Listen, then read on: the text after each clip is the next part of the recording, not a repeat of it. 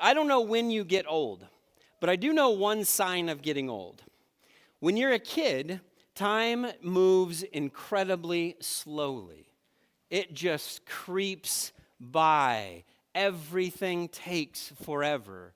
And when you get older, things just creep up on you. Like all of a sudden, how many of you said, if you said, oh, I can't believe it's December already. Well, that means you're old. Or if you're like, I can't believe it's 2025 already. Or some of you are like, I can't believe it's the 21st century already. You're an old person. But when you're a kid, it creeps by, and it's painfully slow around Christmas. I've never been a person who could, turn off the lights and go to sleep. I've just never, my brain gets all wound up and I get all excited, particularly around Christmas Eve. So I have these memories, these vivid memories of being on a grandparent's floor in the living room, and it's Christmas Eve, and everybody else is blissfully unconscious and ignorant of how slowly time is going for Christmas morning to get here. And I'm just laying there waiting, so jealous of everybody else who could just wake up. And it's Christmas. They're just there. It's one thing to wait, but it's another thing to be painfully aware of the waiting, to know each second, each minute that ticks by. There's some painful waiting in the Bible, a couple of different places, but in the story of the birth of Jesus, there's this character that gets inserted in the story that Luke writes in there that is painfully waiting, and it's not clear why Luke includes this particular character. It's in Luke chapter 2, verse 25. Luke chapter 2, verse 25.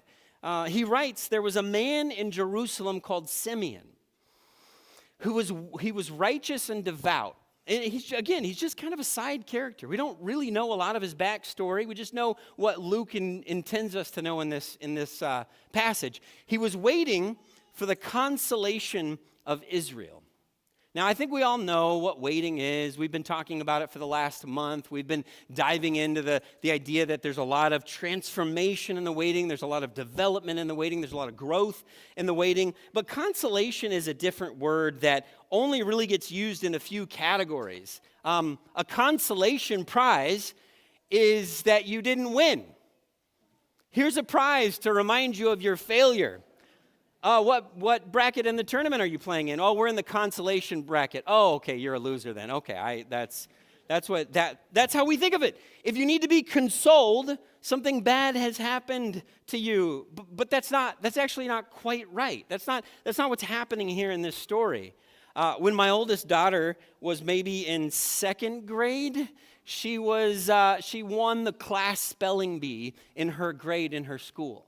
And as a parent, I'm very proud. I don't know where she got that skill. It wasn't from me because I can have spell check and still get it wrong. But she won the spelling bee, which earned her a chance to go to the regional spelling bee.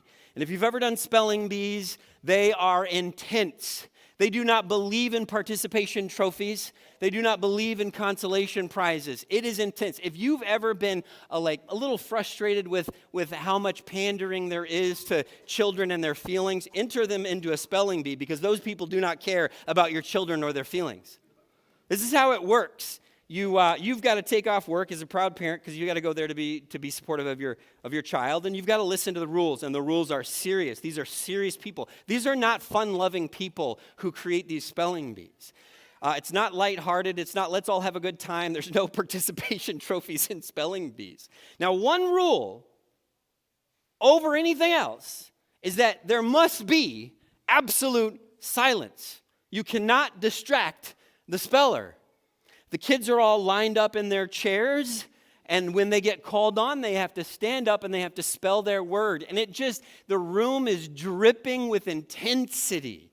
And so as it gets to my daughter, she's, trying to take out a candle.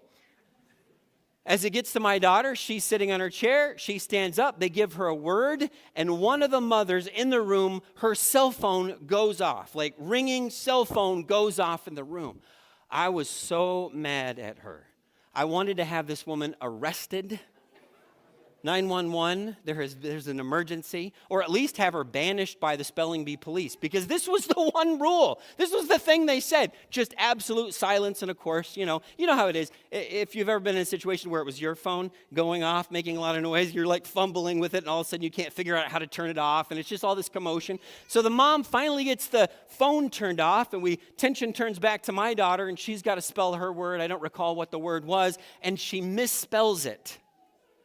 And when you misspell a word in a spelling bee, it's not just like, oh, hey, better luck next time, buddy. They make you move your chair back off the line, and you have to sit there in failure while everybody else, one of your peers wins. You just have to sit there and wait. And as this is happening, the dad sense in me, the dad sense that wants to comfort and protect and care for my child is just getting stronger and stronger. When we left that spelling bee after some other kid won, I took her to a store and I said, you can buy whatever you want. You can have anything in this store that you want. Please be under $20. And then we took her to Chick-fil-A because that's a place to really calm yourself and heal emotional wounds. She won the regional spelling bee the next year. So I just wanted you to know that. But Dad was in consolation mode because something had gone wrong. See, consolation isn't really about making someone feel better. That's how we use it. Consolation is about making a situation better. There's something wrong, and we want to do something to make it actually better. Not just to pacify, not just a Band-Aid, not just to cover up the feelings, but to make it actually better. And so if you ask yourself this question, like, what do you long for? You can begin to get in the emotional frame of mind that Simeon was. What do you long for? Ask yourself that question. In the world, big picture, what do you long for in the world? Do you ever long for the world to be different than it is? Are there things about the way things are that just bother you? Why doesn't somebody fix that? Do something about it? It could be anything. It could be homelessness. The fact that there are people who are sleeping outside in the winter in Minnesota. That bothers many of you. You want to do something about that. How can we figure out how to allocate resources so people don't have to live in those conditions? Or poverty. I mean, nobody should ever have to choose between going to a doctor and paying a bill or keeping their heating on. Or how about child abuse, right? You know, we want those things to change. CPS shouldn't have a reason to exist. But it does. We long for those things to change, for the world to be different than it is. Well, what if you narrow the scope a little bit? How about your world? Do you long for things to be different in your world? Are there relationships that you wish were whole? Are there friendships that you wish you had once again? Is there a desire to fix some intense, like soul-level dissatisfaction with life as it is? Or maybe to overcome some trauma that you know has an impact on how you think and act in the world now that messes with your life now, but you don't know how to go back and heal it. Do you wish your world was different? And so, like Simeon, what you're saying is you are longing for the consolation. He was longing for consolation for his nation and for his people, and you are longing for some sort of consolation for the world to be different than it is, to be healed, to be fixed. And life is a series of trying on different answers. Did that work? Was this going to work? I'll try this. Maybe it works for a little while. Luke chapter 2, verse 27. This is what it writes, just this little side character. It's so amazing that this gets included. Moved by the Spirit, he went into the temple courts. When the parents, this is Jesus' parents, when the parents brought in the child Jesus to do for him what the custom of the law required, Simeon took that child in his arms. Anytime you meet a baby, babies are awesome, right? They're pretty awesome. Most of the time, they're awesome. They're awesome when they're little. Can you imagine, like, holding this baby, and somehow Simeon has the recognition that this baby, this child, that cannot feed itself or hold its head up is somehow the answer to all the world's problems. He was given the gift of recognizing that this infant that he held in his hands was going to offer a solution to the problems of the world. What a strange experience. He must have thought, really, this baby, this is the answer. Back when my wife and I had foster kids, one of our foster sons loved to take valuable things, small, valuable things, and put them in places where you would never find them again. So, for example, it might be like a coin would go right down the air duct. Or if you left an AirPod out on the counter, you can kiss that AirPod goodbye. It's going to be in like the tailpipe of your car or something. He would just find the most obscure places and put things that didn't belong in those places. One day, I couldn't find my car keys. And I thought, oh no, they're gone. They're in a landfill. They're in a garbage can. They're someplace I will never find them again. I didn't have a spare set of keys, and so for several days, my wife and I were jockeying for who drives who where and drop-offs and all this stuff, and it was just such a pain. After days and days of this like painful trying to get around and trying to figure it out, I was in the master bedroom, in our bedroom, and on the top of the dresser, in very plain sight, were my car keys. But you know how when you put something where you don't normally put it, you forget that, you don't think about it being there. Now, the problem was I hadn't even looked. I hadn't looked for my car keys because I assumed he had put them somewhere where I'd never find them again. I was convinced that he had lost them, so I didn't bother to look around. I thought I already knew. I think something like that has happened in our culture with Jesus. I think we value Jesus' teaching. You won't find anybody who's like, Jesus, that guy, don't care about him. Everybody thinks what Jesus taught about loving your enemies. Everybody values what he said about mercy and grace. Everybody values the sense of forgiveness that can be found in Jesus. But I think we've kind of like taken it and made it just a piece of our lives. Like, sure, that's great, that's wonderful, but for the real problems in life, we need to find another solution, a practical solution to our angst and meaning and purpose, or breaking out of negative thinking patterns. I think we have dismissed Jesus as the answer to life and everything that we struggle with in life because we thought that can't be it.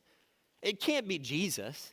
Jesus has been around for 2,000 years and people still have problems. Well, just because people haven't answered their problems adequately doesn't mean that God hasn't given them the answer. I made this claim in front of a different audience, not at a church, years ago, and it was the most negative feedback I have ever received for anything I've said from stage. You guys ready to hear the most negative feedback I've ever got from stage? All right, and maybe you'll agree, I don't know.